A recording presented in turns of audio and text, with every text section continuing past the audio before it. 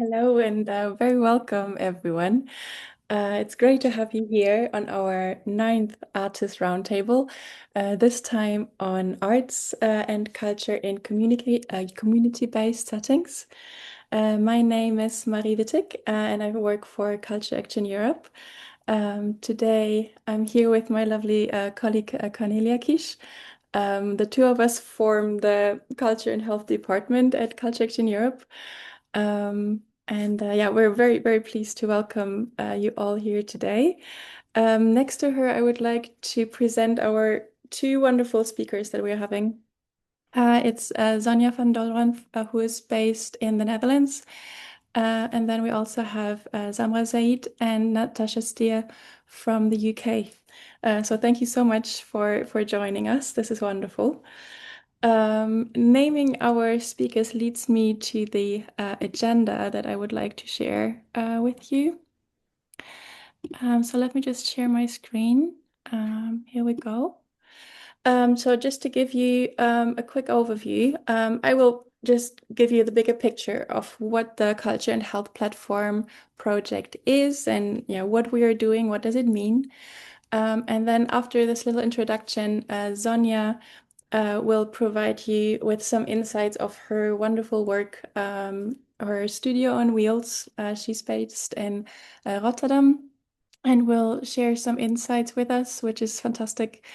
And then afterwards, we will have Samra Said and Natasha Steer, who work for Arts and Homelessness International. Yeah, they're based in the UK, and yeah, very, very grateful that both of you can join us today. Afterwards, so these first 3 points will make up the first hour of the event. And then afterwards, we will go into breakout rooms just to open a conversation with everyone who's participating, so we can and you can share your experiences, your advice, ask any questions that haven't been asked so far. So in those last 30 minutes, we really want to open the room for everyone, so you can share whatever you want to share. And just briefly, just that you know, this first hour where the presentations will take place, we will record this session, or we're already recording this session. But then we will stop the recording for the last half an hour. So just to create much more of a safe space, and yeah, you're not recorded when you ask any questions.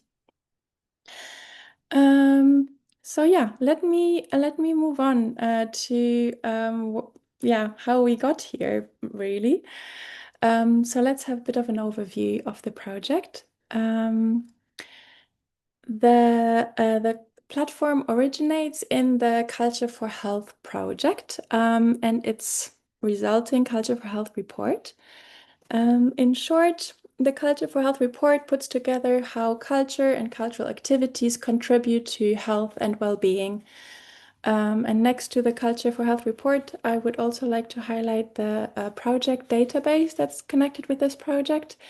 It started in 2023 and it now contains more than 800 projects already. And Cornelia will share some links with you. So please feel welcome to either have a look, but also please feel warmly invited to share your project on the platform just to yeah, contribute to this wonderful database. And then from when that project ended, two sister projects were born. On the one hand side, we have the CARE project, which focuses more on structural solutions to increase mental health and well-being through arts engagement and how we can work together across sectors to scale up in arts and health. And then on the other hand, we have the platform project that focuses on directly supporting the artists who are active in this field of culture and health. And this is really this is the project that brings us here and yeah, brings us all together. So let me just yeah, provide some more information. And here on the next slide, you see how European this project really is. Here you see all our partners by now. We are 17 members in 15 countries, which is fantastic, and we are still growing. So each year we have a new member from a new country. And to move on to what we do, what are our actions. Here you can see that we provide financial support for projects. We do that via national calls and via an EU-wide call. We have in total, or each country that has a national call will have up to 4 calls, each year one. And our EU-wide call just ended, but actually in the very end of our presentation, we will provide some information when these calls are open exactly, because most of the national calls are still open now. Another action that we do is that we support and build artist capacities. We have online and offline trainings, and they take place both locally and internationally. So just to say, we do not only have local trainings in local languages, but also online trainings in English that are open for everyone, free of charge. We do artist shadowing. Again, this year, we will surely have one in Italy, for example. Please follow our social media to stay updated with the dates and further information there. Then we support, like of course, we bring also our people there with the artist mobility action. Of course, we also mentor and support our artists. We increase their visibility in showcasing events. Last year, we had the huge conference in Turku. This year, it will take place in early September in Vienna. We take care of awareness raising towards the health and social sectors. And then what brings us together here today is some networking. We create these online roundtables that really want to create a platform for you, so you know how you can get in touch with to create some bonds. And also in the last year, in year 4, we would like to, or we want to have a database ready, because so far you can already find the artists that we support on our website. But the latest in our 4th year, we would like to open this platform to everyone, and just that you know that we are starting and we are continuing this project. But now, without further ado, I come back to you, and I would like to bring Sonja on the stage with me. Welcome, Sonja. Thank you so much for joining us. Hi. And yeah, I think maybe it makes most sense if you introduce yourself and start with your presentation. Thank you so much for being here. Well, thank you for inviting me here. I'm gonna put on the PowerPoint, so I have to be focused for a little bit. I'm gonna share it, and I hope it will work. No worries at all. It's already coming. We see it's connecting. And perfect. There we go. Okay. Well, again, thank you for welcoming me here. My name is Sonja van Dolron, and I'm a Rotterdam-based artist. And I'm here to tell something about my constant attempt to connect people through art or through making art. I'm from Rotterdam, and it's a really big city. And if you live in the city, you know, people just walk on by, and it's really hard to get connections within the city. So here on this first slide, you see my first attempt to make connection with my neighbors. I was living in a new neighborhood in Rotterdam, and I didn't know anybody. And for me, drawing is like connecting with myself and connecting with my surroundings and having a little bit time off for me. So I thought, how lovely would it be if I go sit in the park with some drawing things and invite people with me.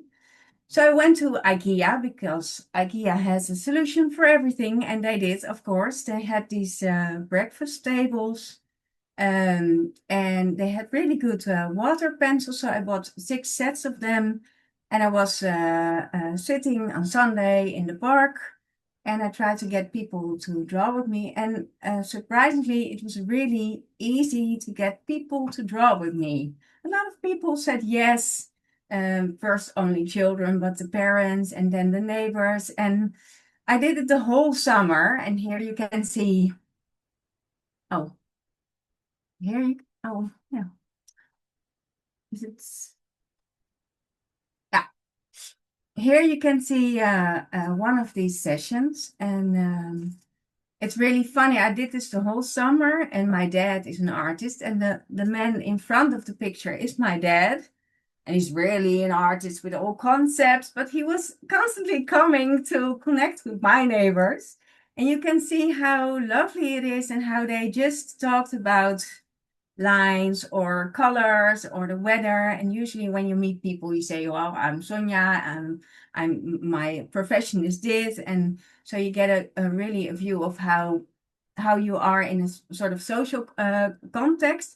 This is really open, and people just laughed and talked to each other. So I did this the whole summer, and I really get to know my neighbors and which colors they liked. And I got a lot of friends with dogs, of course, because sitting in the park, so it's a really nice way to connect. So I went to the neighborhood council and I said, maybe I have a solution for the problem in the city that we don't know each other anymore. Could we try this? And he said, well, it's a lovely idea, sitting in the park, sitting in places in the city and drawing. You got some money for a cargo bike, and I asked a carpenter to make something on it. And of course, I asked my dad to paint some beautiful Monet paintings with me on the cargo bike, because Monet is, of course, the artist to go outside and paint outside. And I made a route in my own neighborhood. I searched for places where people could meet, like in a park next to water, but also a square. And because I was so visible, I really got a lot of people to ask me if I could come to their place. So I was asked for children parties, um, and sometimes a lot of high school children come to paint with me, and they even skipped classes. And for me, that's fine, because art is much more important than German teaching, or sometimes in the way they teach. And it's really amazing. These teenagers, they're really trying to figure out a way to paint the water in front of them. It was so lovely. And I also did it in the winter just to see what would happen. And you see a lot of people just entered. And because it's an action you do on your own, you feel like, well, just doing it. But you see that little children, old people, everything is together. And it was really a lovely way to inspire each other, because these two little children were really just doing colors and forms, and you saw the adults really being inspired by their energy. So it's in so many ways, it was really lovely. I also got invited by the botanical garden in the neighborhood to make things to keep mowers from mowing the flowers. So you get another group of people knowing you. And I always have difficulties to celebrate my birthday, because you always are serving people. You never get to talk to people. And since I had the studio on wheels, I always celebrate my birthday with the studio on wheels in the park with some of my relatives that really want to paint, and a lot of neighbors. So it's a really nice solution for my problem too. And if you're really doing something with energy and you're out there doing what you do, sometimes you get picked up by the right person. And there was this lady, she's from Seoul. That's a welfare organization nearby. And she saw what I did and she said, can we do this in the community center for older people? And it was inside, so we really started difficult. Only the two of us, and then a volunteer entered. And 5 years later, this is my group of women, and they really take care of each other. If one of them has to move, they help each other. They go to museums together. If someone is ill, they will bring flowers, and it's a really lovely group. And for me, it is really nice to do all different kinds of groups and see what happens. And for this welfare organization, I really had a solution for their problem. They have elder people in the neighborhood, there's nothing to do, and suddenly I'm there and doing what I do. So I thought maybe with my studio on wheels, there's another problem in the area. So I looked for a square it's another neighborhood next to my neighborhood, and it's a square where a lot of people, where a lot of children play, but there's also drug dealers, a lot of criminality, dirt always. And I said to this welfare organization, could we do this for the children? And they were really open to it. So I went to the same neighborhood council and I said, there's not a problem. We have children on a square where there's only dirt and terrible things happen, no parents around. And they gave me money. So there I was with all little people painting. And in the beginning, it's really hard because these children are constantly fighting with each other and screaming to each other. So in the first time, it's really difficult to get them to feel how nice it is to draw. But I kept on going. Every week I came there on the square, and they got used to it. They got used to the feeling of making something, see what happens, thinking, oh, that's nice. And the second year I came, I always come in the spring. And the lady from the organization said, oh, Sonja is coming with the studio on wheels. And I came there in April or something, and they were already there. And they said, where are your easels? And can we help you? And they're splashing with paint, and like they never did anything else. It was really, really nice that they just felt like artists. Um, well, and by doing something with a nice consequence every week or keep on going, you really see what happens. And I think it's really important to see what you do. And if you start a business and you talk to a manager, he would say, if you want a good business, just ask, what problem do you solve with your business? And I think it's really important to also for us to ask yourself, what kind of problem do I solve? And of course, I really think painting should be for everybody.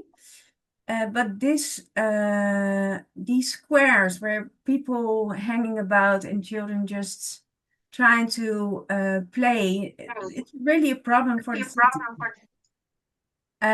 So I took that as a main business, and I said I can come and make it into a inspiring studio for everybody. Of course, you have to tell your story a lot, and again on social media. And by doing it a lot, you can see the diamonds. It's always fun to make art, but sometimes there's a really special event or someone says something really nice. And I always write it down so I can put it on social media so people really get what happens. And try to make showcases of your nicest project. I also did a project, and it was in the newspaper. It was about a piece of Rotterdam where there was a lot of problems, and the article says, in this piece of Rotterdam, on every drawing of children, there's a drunken man. So this neighborhood I took also as a project, and I went to the city hall and said, can I do something for them? So you really have to show what you're worth and find where you can use your worth, I think.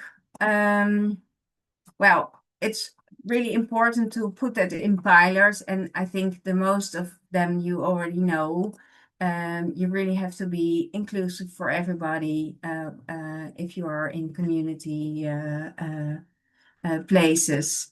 It's really important to be open and never say, oh, that's not good, or you should do this. I always try to say, everything you do is fantastic, and I'm gonna help you doing it. It makes children and people confidence by not saying it's not good what they do. You create connectiveness, little children with older people talking about whatever. It's a really nice way to be together.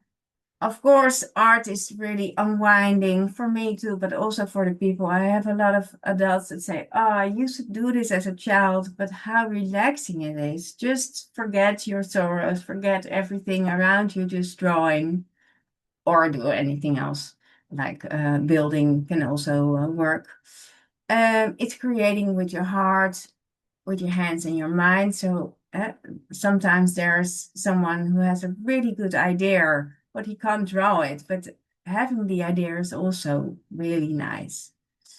Um, in this time of day, it's really difficult to show your emotions, and this is also a place where you can show emotions well.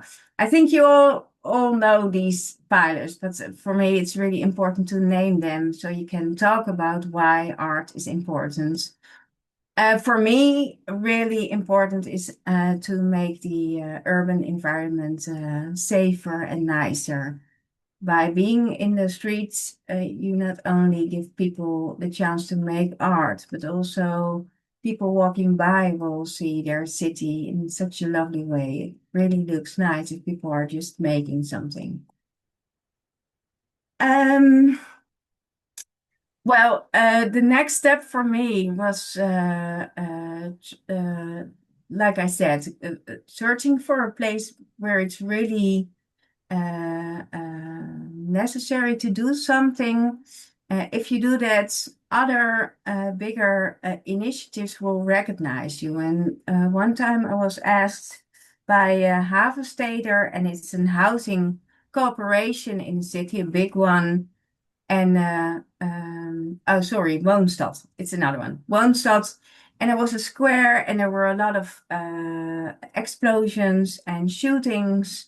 And it was all around a square where a lot of children played, where a school was next to. And because they saw what I did, they asked, could you do something on this square? And that was for me the first time that I really could think of a concept, not only being there, but how can you change a square into something that is for children and that is for creation. So I asked a mural artist to make a really nice mural with all kinds of places, empty places, mirrors, how do you call it, squares. And we gave the children crayons whole summer so they could draw on the wall. And we did every Monday and every Wednesday, we did a workshop with an artist, all kinds of different things. And then they could draw with the crayons, they could draw an environment for their piece of art. So the whole summer, this square was filled with all nice stripes of crayons. And you could feel the people realized, this is a nice square. You can do nice things. So that was really a next step for my business, to really work with an organization that wanted something for the city, and they thought I was the one to think of a nice concept. So that was really a next step for me.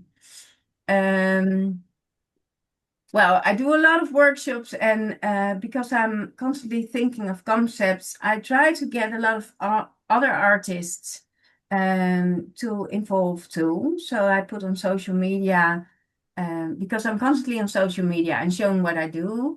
I asked for artists to join. Who wants to join the Studio on Wheels? Who wants to do something in the streets with children, with people, to make Rotterdam a nicer place? And really, a lot of artists replied. So I really have a big team now.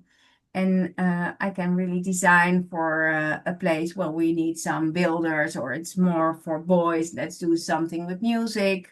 So that's really lovely step for me too. And of course, these are all success stories, but there are also downsides. And I really think it's a lot of work, and sometimes you not get valued for what you do. And I had an experience with an organization, and they asked me for something, and I did all kinds of preparations. And I all arranged artists to do something. And before we got started, they said, "Oh, I'm sorry, we don't have money after all." So I was really disappointed, and I thought, "Oh, I'm not going to do this anymore. It's really so much work." Um, but sometimes you think, well, it should be the project should uh, should be done.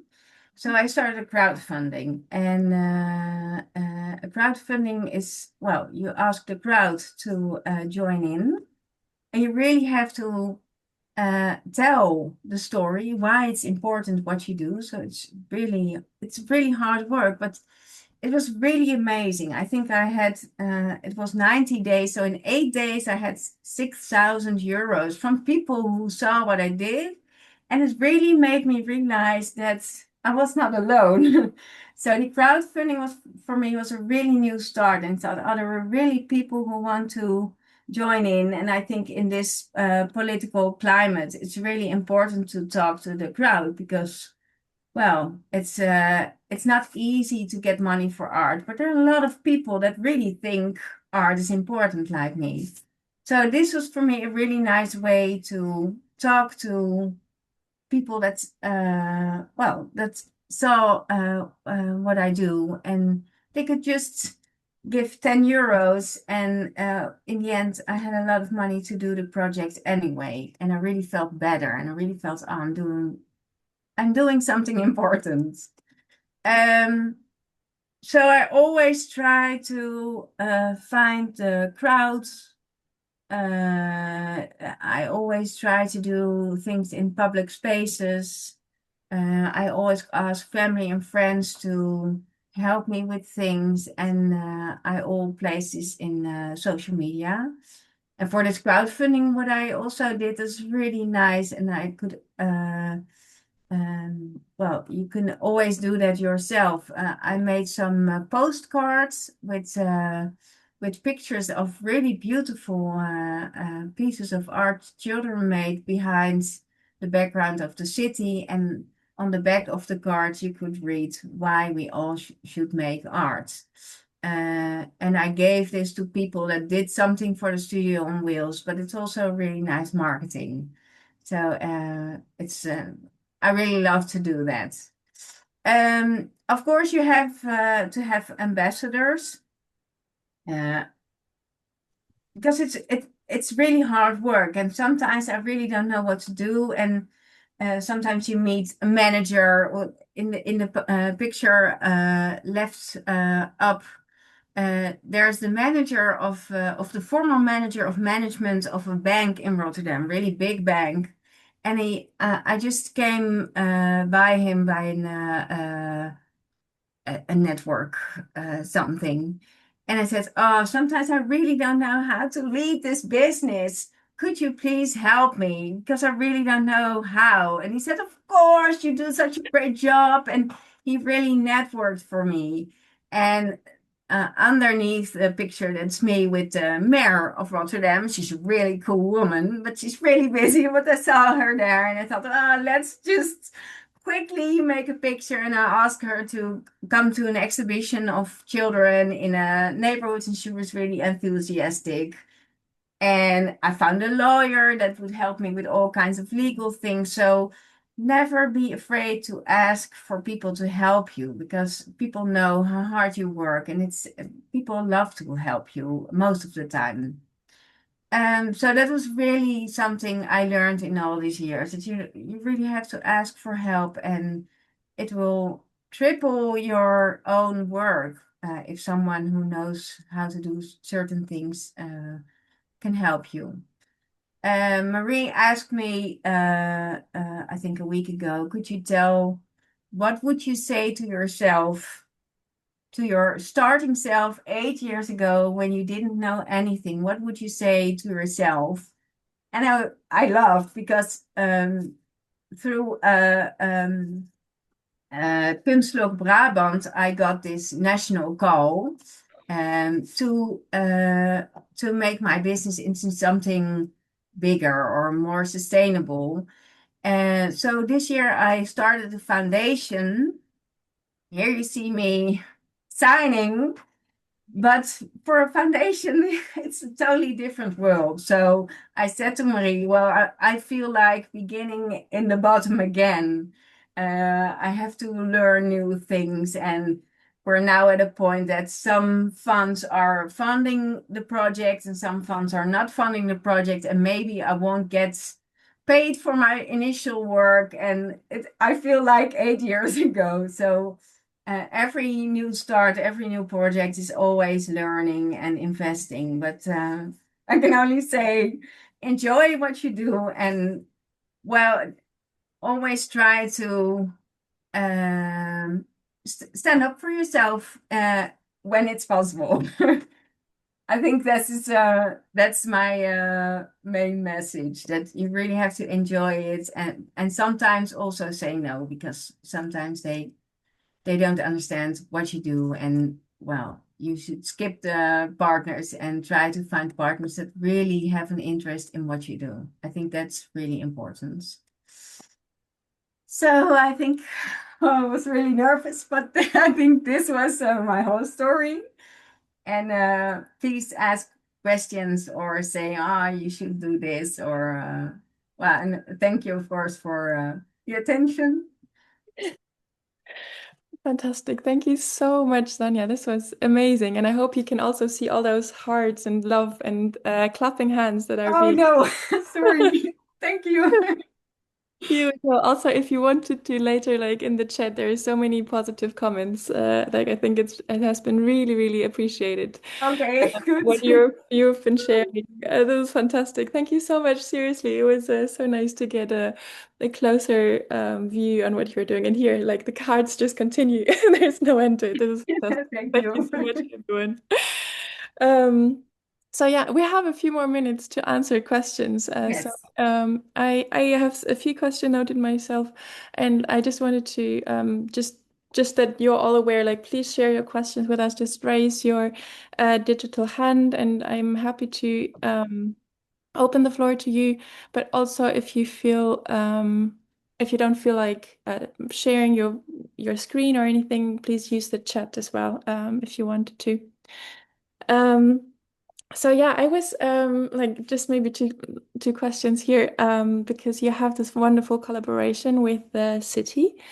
And you already, like in our conversation, you already shared that maybe Rotterdam is a very like I don't know, it's very maybe easier than in other cities to work with them. But could you maybe share with the others? Oh, Yeah. sorry. There was a disturbance. Yes, share how it is in Rotterdam. Is that your question? Oh, I'm so sorry. Yes, indeed. No, Yeah. it's How okay. did the collaboration start? Um, well, we have Rotterdam is really a city with a lot of. I think we have a lot of poor people. So for the city hall, it's really important to do something with dangerous areas or sad areas. So there's, I think, 15 years ago, there was a lot of need for uh, uh, for making sure that on local basis people were working together, and they made a foundation that were like mediators between organizations and people that live in the neighborhood. And they try to connect people with the organizations. There were like really, in every neighborhood, there was one director that helped people find all kinds of organizations.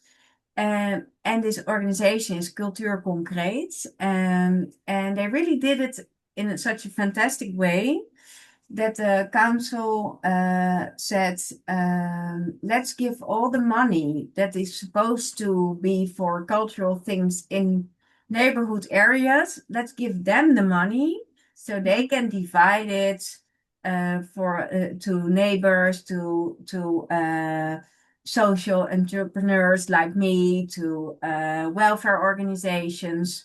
So I really have a good connection with these people, and I work with 3 directors, no, maybe 5 directors in different areas, and they really know what the neighborhood needs, and they try to find parties that can fill those needs. So there's a lot of money.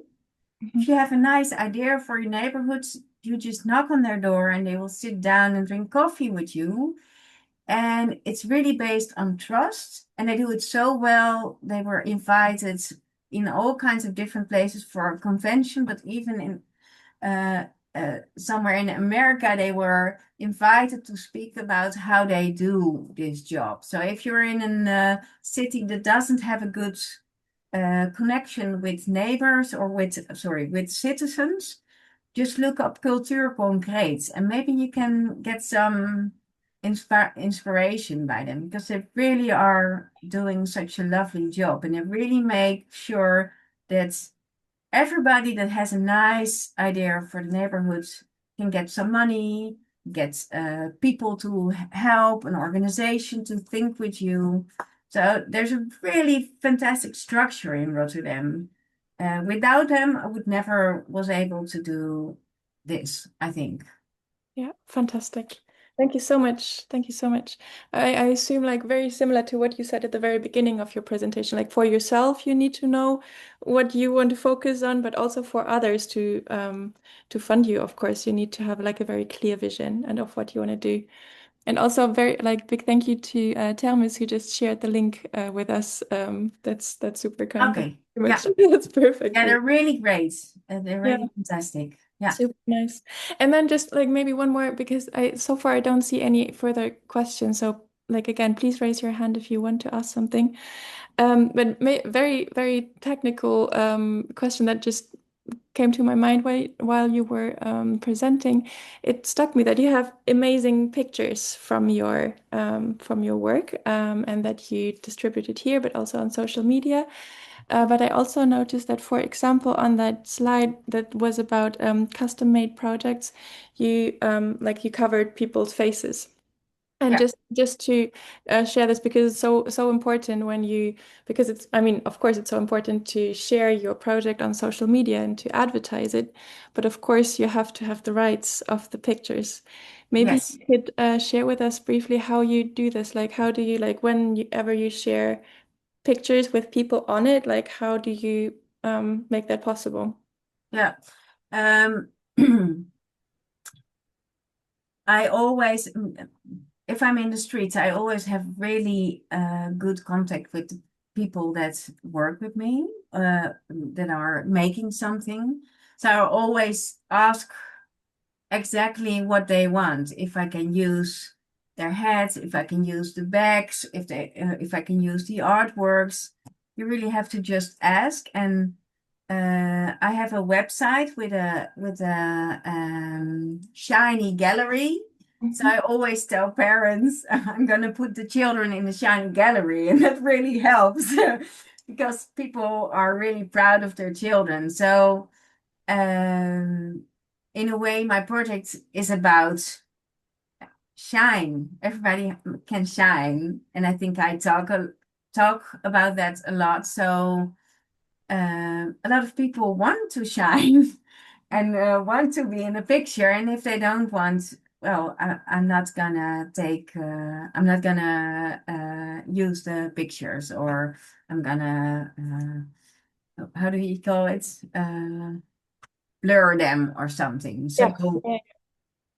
Yeah. yeah. So I Ex- really just ask, Yeah. and it's really surprisingly a lot of people do want to be in the picture if they know the project and they know I'm gonna tell something about it and I know their name. So if you're really personal and tell what the photos are meant to be, it's Mhm. usually it's okay. Yeah. Fantastic. Thank you so much, Sonja. Unfortunately, time is running out for the two of Yes, okay. us, but this was wonderful. Thank you so much indeed. You're welcome.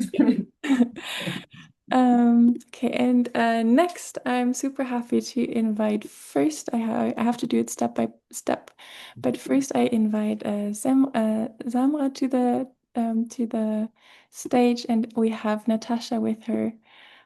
So welcome, warm welcome to the two of you. Thank you so much for joining us. Hello. Yeah, you will share more of your work with the homeless people, and I'm super curious to hear more. So I will just step back and yeah, thank you so much for coming.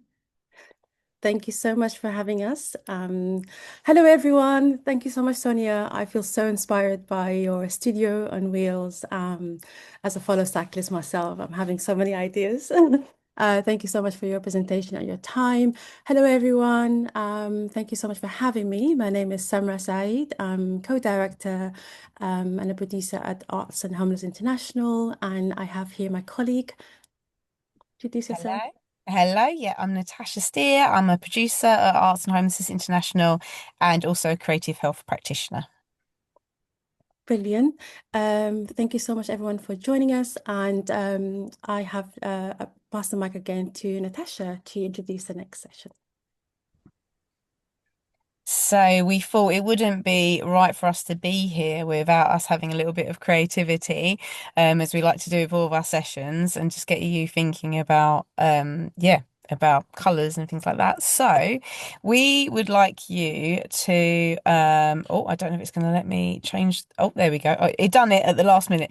Basically, we would like to know what colour are you feeling today in your body, and we're going to do a waterfall. So we'll give you a few moments to think about what colour you feel represents you in your body today. It's actually quite interesting because at the moment my team are running a body mapping session actually, with a creative session that I also help out with. So it's a good time to think about whether, I don't know, you might be angry about something, or after that wonderful presentation, I'm sure you feel inspired. So what colour do you think comes to mind? And we're going to give you 5 seconds. 1, 2, 3, 4, 5, go. Put it in the chat. Lovely. Wonder what colour is the most popular. Fuchsia. I love that. Fuchsia is a great colour. I put down orange and I can see lots of orange. So this is Yeah, it's orange, blues, turquoise, grey, blue, red. Oh, lovely. Lots of wonderful, wonderful colours. I love that there's some more obscure ones like tangerine, more like precise. That makes me very happy. That's really nice. A few more greens being. I'm glad to see a few more greens. I was hoping for green. So that's really nice to see. Brilliant. Thank you ever so much. That's really nice. thank you so much. Cool. Okay, I Okay. think that's over to me. Camera. Thank you so much, Natasha. So hello everyone again. So just to introduce you about Arts and Homelessness International, we are UK based, but we do have an international presence. So sorry. So sorry to interrupt. I'm so sorry, but I was just wondering if it would be possible to make the presentation a little bit larger so we can see the writing a little bit clearer. I Do have real problems with like I can do that, but I won't be able to see anything. Oh, okay, okay, okay. Uh so I will have to come out for this slide though, I'll do that and then I'll come back to it when Samra hands over, if that's all right, because Okay. I'll need to be able to see it. Cool, let's do that Thank then. you. Of course, of course. Thank you. Thank you so much.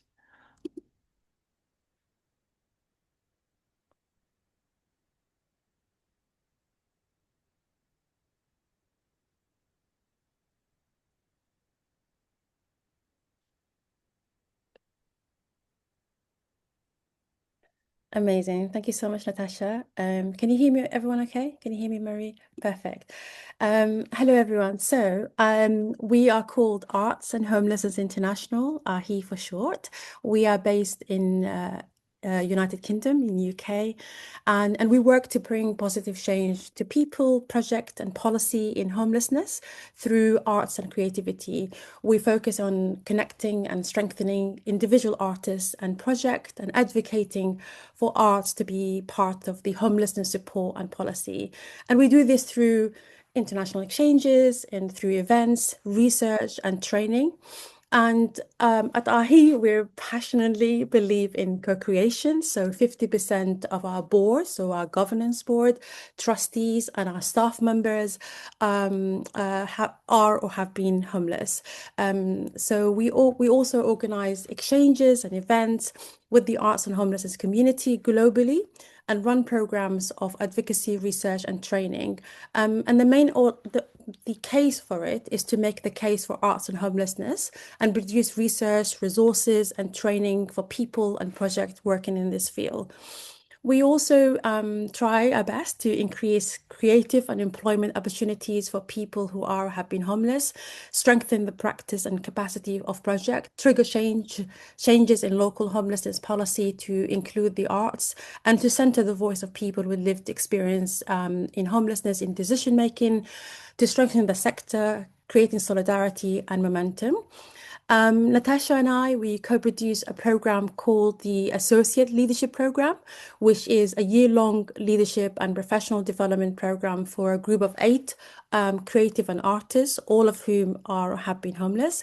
They receive a creative budget that helps them enhance their artistic practice so they can increase their confidence, skills and knowledge, well-being and care, as well as resilience. And we have been running this program for the past 4 years.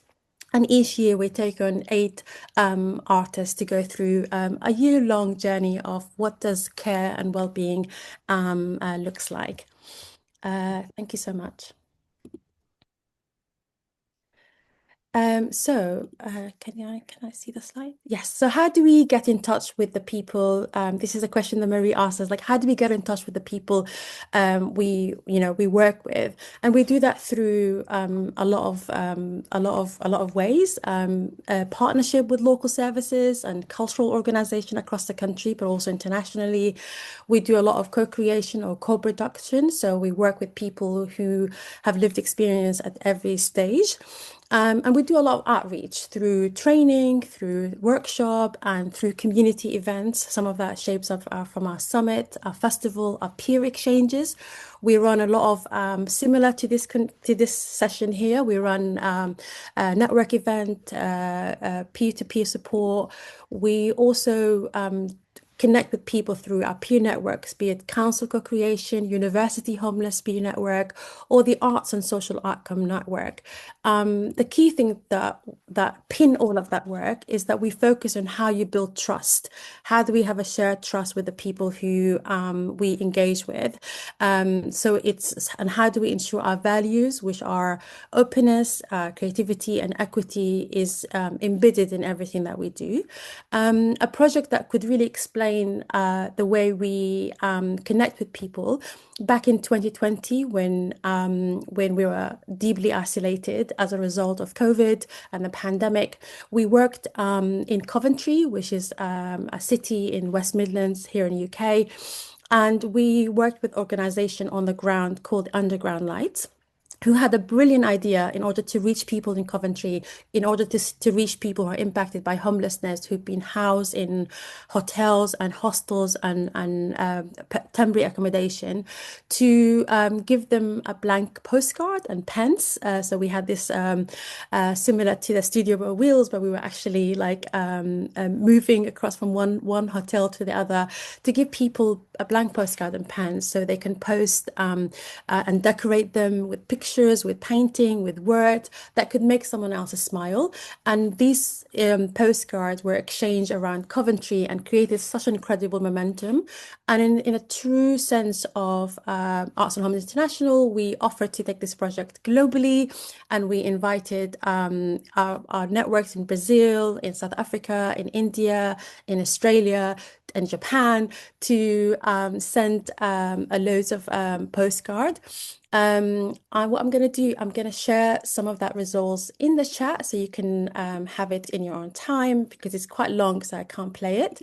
But that project is actually really, it was a really good example of how we actually connect people with our project. And the image that we chosen here in this slide is from our network in Brazil called the With One Voice Choir, which we helped set up back in 2016. It's a group of people who have been impacted by homelessness and come together on a monthly basis and sing together to have a good well-being and care in the way they come together in solidarity.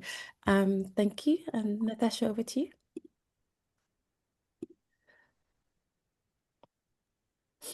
Sorry, I'm getting over quite a nasty cough, so I will try my best to get through this. So, what do we feel is the best for work? Sorry, SAMRA, sorry. Yeah, sure. One of the questions that Marie has invited us to answer is, what do we think is a key working for culture and health? So we at Artists Roundtables International, we have this thing that is called even better approach rather than the best. So we don't really often say that we are the best at everything. We're really open to experimentation. We're open to play. We're also open to failing and being held accountable to that. But what pin everything that we do is compassion, and is a huge level of empathy. So we try to make care and well-being at the height of everything that we do. So we meet everyone at where they are at, and we ensure every project that we do that we have a safeguarding officer, that we have a welfare officer, and that we, where possible, we try to have a budget line for well-being and care. So, for example, the project that I spoke about earlier about the associate leadership program, we have a well-being budget, but also a counselor and a therapist that people who are artists who's going to be engaged with that program are able to feel supported to be present in that program. And also like just having an enhanced way of understanding. There's loads of various health models that comes with actually working in the culture and health. One thing that we are completely big advocate for is fair pay. So at Arts and Homelessness International, the co-directors, the freelancers, the creative, the artists are all on the same day pay rate. So we all have the same day rate, and all our co-directors, we have a flat structure, so there is no hierarchy, and we try to embed a culture of holding each other accountable and working together from a strength base. So we identified what is our area of our strength and try to each person work to that area. And we're always trying to seek understanding. So like, how do we understand? How do we show up? How do we work with at the pace of the slowest? And what does that actually look like in practice? So this is some of the things that we've actually learned over the years of working in this area. And I hope I haven't missed anything, Natasha. Yeah, I was just going to expand a bit more on co-creation, really, and how that is just really embedded in everything that Arts and Homelessness International does, in terms of making sure that people with lived experience are feeding into everything that happens. And it's just the best way of obviously co-creating projects, services, opportunities, even job roles, really.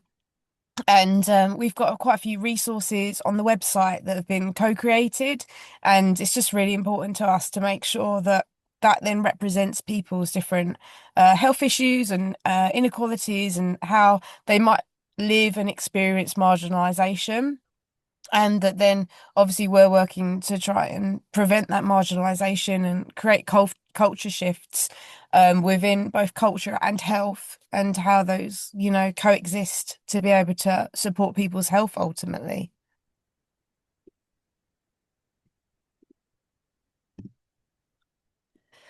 Thank you, Natasha. So yeah, another question we were asked is about which advisor for working in the fields of culture and health do you have for others? Which experience would you like to share with others as you learn from them? We have some of our partners who comes to our peer network having incredible resources as well as ours. We are going to share a few resources in the links in the chat, and I hope that will be also circulated later by Marie. But the advice that I can think of in my head is that try to make any project be person-centered. So co-create it, like Natasha said, and work with people and value the lived experience of the people that you're working with. So in our case, obviously, we work with people who are or have been homeless. So we're always trying to emphasize the importance of lived experience in the project that we work with, and we really hold each other accountable. Like, is a voice is not missing from this space? How do we're always trying to identify who's missing in this room, who is missing in this meeting, who do we need to reach out to, and also make your practice equitable and inclusive. So we try to design accessible processes and challenge any unfair terms or or try to see if there's any biases that we do and how do we mitigate from that. I know sometimes that's really difficult, but like, how do we prioritize safety? So how do we do no harm, and how do we manage risk for everyone involved, including our staff, our team, our associate, our trustees? How do we make sure that everyone is working in a space that is enhancing a level of well-being and care? But also the reason why we're here, like, how do we keep creativity at the core? Like, how do we allow room for experimentation? How do we respond to ideas creatively? And Natasha is a creative and health practitioner, so she's always holding us accountable to that and always generating ideas and projects that are really, really centered in creativity. And also maybe like collaborate widely, so build strong partnership. We saw what Sonia just did now and how she built incredible strong partnership in not only Rotterdam, but like it had a ripple effect to her dad and her family. So that is something that we often fail to assess as an impact, but it's a really, really strong impact. So build strong partnership across sectors, across skills, across different discipline. But also the main thing, I believe, try to be realistic. So plan within the limits of the time that you have, plan according to the budget that you have and the resources. Our colleague Matt, he's very big on budget. So he's always like, is it in the budget? So like, how do we make sure that we are not over-promising our communities? But also embed a culture of reflection and learn. It's okay to fail. It's okay to get things wrong. But how do we actually sit together and figure out what went well, what can be improved, and how do we build an ongoing evaluation in the work that we do? And maybe lastly, like, how do we think sustainably? Like, maybe consider the long-term legacies for people, for practice, and also the planet. At Artists and Homelessness International, we have this thing called the next day. So when the project is ending, how would that impact on the next day of the community that we have been working with? So we always think is like, can we debrief the next day? So can we bring everyone together the next day with cupcakes, with cake, have a moment of celebration? Because it can be really like a huge isolation to being embedded in a project, to being involved in a project for like 3 to 6 months, and then it's over. So like we always try to think about the next day and what would that actually look like. Thank you. Yeah, and just like on that collaboration, that can often mean obviously looking at what is the most recent research and how can maybe you even collaborate with those researchers to be able to build and support on what they're doing and kind of acting as allies and co-researchers in that work, so they can really be supported in what they're doing, just to kind of keep pushing for this amazing world of arts and health and culture and health being expanded on. Another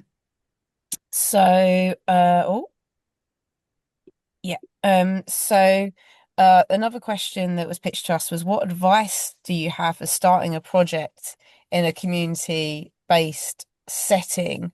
And we have a few resources here that would like to basically go through. Just we'll touch on really. So I'll let Samra touch on our jigsaw. Thank you. Thank you so much, Natasha. Can you all still hear me okay? Oh, brilliant. Thank you. So this jigsaw that you see, people who have experienced homelessness face challenges that are not just about housing. They can suffer chronic social isolation, poor physical and mental health, and sometimes a lack of autonomy. So the arts, as we all know, can build well-being, can strengthen social networks, can challenge public perception, and enable people's voice to be heard. So homelessness supports tend to be often hierarchical, with most urgent and practical needs come first. But in reality, people with multiple needs require multiple solutions right from the outset, where they can choose from a jigsaw of options. And so this is our jigsaw. And we found that from our research and listening to many people over the years who have been homeless, that they talk about needing more than just the basic from day one. And so we explored this in Manchester, here in the United Kingdom, back in 2018, while working with the Manchester Homelessness Charter and the Booth Centre, who are based in Manchester. We asked people who were using the centre what they felt they needed in order to prevent or move on from homelessness. And they came up with this holistic jigsaw approach, with interlocking areas of intervention, health, care, housing, arts, sport, coming together in one place at one time rather than chronicle hierarchy. So this model became the jigsaw of homeless support, and is now being used by organizations and NGOs around the world, and most recently has been cited as an example of best practice or good practice by the United Nations. So the theory is pretty simple. You need multiple solutions to address multiple needs. Over to you, Natasha. Okay, I've had to move locations. Can you hear me all right, Samra? Yes, brilliant. Thank you. Brilliant. Okay. So we then created last year, we updated essentially our quality framework, which can help people working in arts and health or culture and health to be able to look at their delivery and see where there could be gaps and improvements. Like we said, we work on an even better basis rather than a best approach. So within this, we've looked at different chapters that have one which is around true co-creation, one is around trauma conscious practice, defining aims and making sure that from the beginning you know kind of where you're going and the direction of the project. Also planning, evaluating and documenting what you're doing, and thinking about maybe the legacy of the project, which will come up again in a minute. Environmental responsibility is obviously something that's really important to us.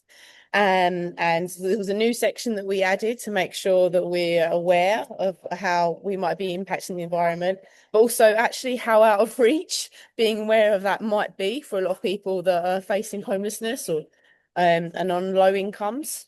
Accessibility obviously being very important. A lot of people that are homeless are faced with co-occurring health conditions, so accessibility is really important. And then alongside that, digital accessibility and thinking about digital poverty and whether actually people can access the things that they really could do with. Having obviously a lot of people that are homeless don't have smartphones, so then trying to access support that they might need becomes really problematic. And when you come into an art session, it might be that again there's like this reliance on having technology or access to technology, which they just might not have. Obviously, wellbeing and welfare, not only for participants that you're working with, but also yourself. And this is something else that we want to really expand on, and helping facilitators to think more about how, you know, they might be kind of giving when they're quite empty, and we need to have this oxygen mask on first for facilitators, so that they're thinking about looking after themselves so they can truly give and support people that they're working with. And then obviously belief, bias and belonging, making sure that people, you know, are not biased. They might have friends that are coming to sessions that they're running, and making sure that when they're doing that they're not showing favoritism, could be things like that. But equally making sure that different belief systems are supported, but also if there's belief systems which are different, that actually there's kind ways to deal with that. And then continuity and legacy. So also thinking about if a program is only for like 10 weeks or something, what's the legacy of that? What happens with those people afterwards? How was the project recorded? Is there somewhere else for people to find out about it? Is it archived? Things like that.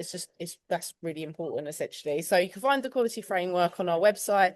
It's a live document. If you find the stuff in there that you feel like is missing, we always want to hear it, because again, like I said, we don't work on a best approach, we work on an even better, and trying to help people always improve what they do. Thank you, Natasha. I really love this question. Marie asked Natasha and I this question: how do you take care of yourself? And we also love to invite you in the chat to tell us about your ways of how you take care of yourself. I'm going to answer this question first, and then Natasha is going to share hers. But I'd like to answer this question in two parts. The first part, it's what is offered at Artists and Homelessness International in the way the organization take care of all of us. So we have a reflective practice. Session that are embedded in everything that we do. So we really have a good way of taking care of each other in that way. We have a really clear defined boundaries around emotional work and how we safeguard ourselves and also others. But I think I mentioned earlier, we have a really good wellbeing budget that offered to all the team members, and we get that approved by trustees on our board. To give you an example, what I used it for, about a year and a half ago, I cycled from my house to Paris on my bike, and it was raining from the moment I left the house to the moment I got to Paris. So I was like, oh, I really could do with just getting to the hotel and then getting back to London on train the next morning. So I've used my wellbeing budget to cover that, and that's really permitted at work. So I felt like I was really taken care of. And rest and recovery in our team is built in our culture. So on Friday, we have a quiet day. We don't have to schedule any meetings on that day. We can take the day off and it's paid, or we can work it. It's absolutely fine. So it really gives me the opportunity to have a really good lie on a Friday and have a slow moment to welcome the weekend. Similar to Sonia, I'm a cyclist, so a lot of my weekend is me leading rides and talking to friends and going to nature places by walking and cycling. For me, it's like to move my body is how I move my mind. And I think I was sharing with Marie earlier, in order to keep this nervousness about this session, I went for a walk and I stumbled upon seeing some friends, which was really lovely. But I also believe in art to solidate. This is where I feel inspired. This is where I feel creative. So I try to visit different galleries or different exhibition or even new neighborhood that I hadn't been with a great coffee. And I call that an artist solo date. So that's how I take care of myself. Natasha, how do you take care of yourself? And please do share in the chat how you do that too. Yeah, I'd love to hear more. So for me, I have fibromyalgia, so having lots of long magnesium baths is really helpful. Keeping on top of sleep actually is one that I should have added here as well. Walks in nature, sometimes on my own, sometimes with family, depends. Really love getting stuck into a good TV show. For me, that's like creativity still. How was it shot? How was it made? What's the storyline? Did it grip me? To me, that's still like creativity. Eating good food, making good food, just really fulfills my soul. And also testing new ways of making art, because obviously for a lot of my art sessions, I'm often trying to make things like a bit different, but sometimes Google isn't always a source of everything. And so therefore I have to test things myself. And I really, really enjoy doing that. Amazing. Thank you so much, Natasha. And finally, this is our last slide. We've got this lovely discussion from Marie again. Did you experience any pitfalls you wish you had known before? We kind of had loads of conversation about how to answer this question, and this is what came to mind. And I think we might have covered some of them in this session or earlier. But one thing big for me is always trust building. Trusting your communities in the work that you do, trusting them with the approach that you're doing it, trusting on the tools and the methodology you're going to choose, can be slow. It takes time for people to trust you, particularly people who've been impacted by homelessness or they've been impacted by injustices or inequalities. Building that trust is slow, but you've got to be intentional. So you have to be patient to do this kind of work that we're doing, but also clear boundaries that protect everyone from the start. What does that actually look like? We have something at work we call community agreements. So at the start of any project, we co-create how we're going to show up in that space, how we're going to be working together in the next 8 to 10 weeks. What does that look like? What stays in the room? What leaves the room? So it's really important that you shape and co-create all of these together. So if anything becomes problematic during any time of the project, you refer to those community agreements, but you also ask the community how they like to respond to that problem. So you give everyone an ownership that this is not just falls on us as the facilitators or as practitioners, but it's actually everyone to do. And last one I'm going to mention, and then leave the rest to Natasha, is reflection is part of the methodology. So keep having that reflection. Don't shy away from asking the people you're engaging with what is working, what is not working. It's really, really important. You'll be surprised what come up, what you thought was going wrong was actually the best thing that this project led to. So always lean into that curiosity, lean into that surprise, and yeah, let your work speak for itself. Natasha, over to you. Yeah, so we've got on here about well-being coming before outcomes, and a lot of funders are a lot more flexible now with the work you might be doing, especially if it's co-creative. It should be that it's kind of shaped by the people you're working with, which means that there might be some changes, but compared to what you originally set out to do. And actually, it's really important for you to be able to have that flexibility, and that you're working with a group to ideally improve their health, and at the same time, you as practitioners, everything feels like safe and that your own well-being is looked after. And again, it just goes back to that sort of oxygen mask on first for yourself, and also looking after the participants before you're like, well, we had a show to do, like, why is that not done yet? And thinking about, well, actually there might be some really serious things that people have been facing, and how do you flex with that? How do you adapt? And I think that's actually where real creativity exists anyway, is about in that moment being able to flex and work out how to shift things. And it's a positive, and sometimes it's seen as a negative, but actually it can be a real positive to be able to react and support. And then endings need as much care as beginnings. So we'll in AHI we think about the next day. So what happens? Obviously, it's not always like the next day. It can be the next month, the next year. What happens next to that person? Are they given signposting for other things that are available in their area? Do they know whether they can keep in touch with us? How can they best be supported to be able to feel like they're part of something bigger now, and that they're not then, isolated and on their own? And then also art works best within a wider ecosystem of support, which again, like goes back into what I was just saying. The two fit together really well in terms of do people know what else is out there? Are they connected to it? Or, we don't want to make people feel like I don't know, like they're kind of guarded from other things because we've created barriers. We want to make sure that we're opening barriers, we're knocking them down for people so that they can find the support that they need and the ways that they can be creative that they might not have thought about before. So I think that it could be some of these things, especially if the way that your funding might work, sometimes it can mean that there's like restriction. And so it can be good to work out actually what flexibility do we have to really support people, really be co-creative and listen to people's needs.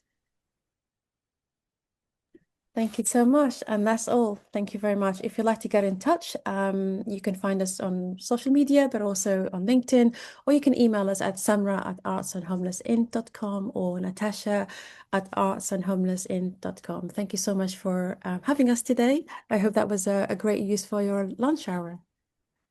That was fantastic. I'm so amazed, seriously. And again, like so many hearts are being shared. This was fantastic. And I'm amazed how you provided us with this like bigger picture and your like really holistic approach, but still gave us so many details, like hands-on advice that I think is really valuable for so many people in the room here. So like truly big thank you to both of you for taking the time, and not only now but also in preparation, because I know it's a lot of work to put this together. So thank you very much indeed. It was fantastic. There were a lot of details, so we are a little advanced in time, I'm afraid. Still, if there are any questions, please raise your digital hands or put it in the chat. I was wondering, just like maybe one question, because when you work with homeless people, of course, these are very vulnerable people often. I wonder, when you work with them, are there certain topics that you would rather not touch upon on, or like when you think of topics that we work with those people, is there anything you want to say about that? Yeah, sure. I think you're muted, Natasha. Sorry. Um, I'll take that on. So we don't predetermine the topic. It really depends from one project to another. So I'll give an example about our policy work. So with I'm a legislative theatre practitioner, so we work with communities impacted by a certain issue, and then we try to engage policymakers to make commitment proposals and new laws that come out from our theatre work. So, for example, in Haringey in London, or Medway in Kent, or Coventry in West Midlands, we worked with people who are impacted by homelessness and the frontline workers who works in the council, local authorities, to come together in a process, the theatre of the oppressed, or the legislative theatre, over 6 to 8 weeks of rehearsal. So they can showcase the problems that comes from being impacted by homelessness. We never know what these issues are when they first start in the process, and as they are building shared understanding what the problem is, building shared understanding of willingness of how to respond to the problem, and building a solidarity with each other. Often those two people who don't necessarily talk to each other, there's a lot of perception being made about people who are impacted by the issue, and the frontline workers who are trying to really support them, but they're not necessarily talking to each other. So in the willingness of local authorities trying to co-create their homelessness strategy or their housing strategy, we co-design or co-create a play that showcases what the problems are that they're impacted by, and then we do that in a big public theatre show, where we invite in the citizens, people who are impacted by the issue, policymakers, who are all not spectators, but they all expect actors, and they all can do their own intervention or ideas, and it's really remarkable. A lot of changes and a lot of ideas have come from that. And what I'll do, I'll share some resources of the legislative outcome that came from that process. So a lot of that, it's taking a lot of trusting to do. They have to trust us, but we also, like we mentioned about fair pay, we make sure people are paid. We make sure people are actually paid, even if they can't turn up. We consider that to be a sick pay. So we try to be an equal foot of people who are participating in the project. And build well-being and safeguarding from the get-go, so they are supported to stay in that process from the beginning to the end. So they are proud of the work that they have accomplished, and they're always amazed. They're like, oh my God, like my ideas are in this document now. People who, the issue that I have faced, no one else need to face that same issue. And it's been an incredible process that has been, and I will share some resources that will be useful for everyone in the chat. Yeah, fantastic. Thank you so much indeed, truly. It was really, really great. And also again, thank you for sharing those frameworks with us. I think that's also super helpful. And as a reminder, this session is being recorded, so you will find the recording of the slides and everything on the YouTube channel. Thank you so much, Samra. I think time is really running, and I will just go to the next part, if that's okay. I will share my screen with you real quick, just to share with everyone what's coming up next. Just that you know, there is another Artists Roundtable before the summer, which will be on the 20th of May on education and youth focused spaces. So please, I'm excited to share that with you. And then we have lots of trainings. Here are 3 listed in English. But we have more, and please have a look at our website, cultureandhealth.eu. I will drop it in the chat real quick if you don't have it already, but you also see the QR code on the right. Yeah, there are 3 listed here, which are all in English and all online. So please all feel welcome to join these free trainings free of charge. And then I already mentioned at the beginning, we have these open calls at the moment. The EU-wide call just closed, but please, in case you live in Germany, Italy, Austria, Ireland, Netherlands, Spain, Finland, Sweden, or Romania, there are still open calls, and please find out more on our website. And the call in Malta opens on the 23rd of February. There will be 2 conferences this year that we are involved in. First, there's by the end of this month, there will be the Culture, Health and Wellbeing Conference in Leuven in Belgium. But then there's our huge showcasing conference in Vienna in Austria in early September. And yeah, please do feel very welcome to find out more on our website. There was a question earlier, what actions are currently happening in Italy, and we have